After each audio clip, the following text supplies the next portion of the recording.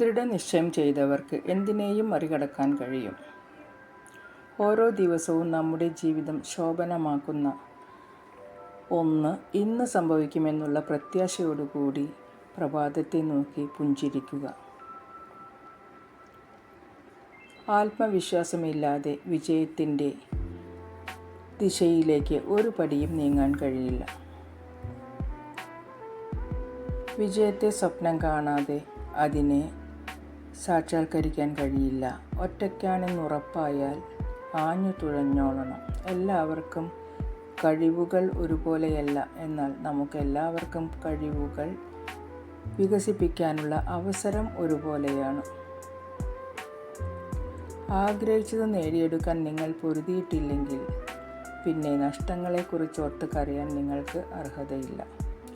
ആഗ്രഹിച്ച ജീവിതം സാധ്യമാകണമെങ്കിൽ അതല്ലാത്തതെല്ലാം നിരാകരിക്കുക.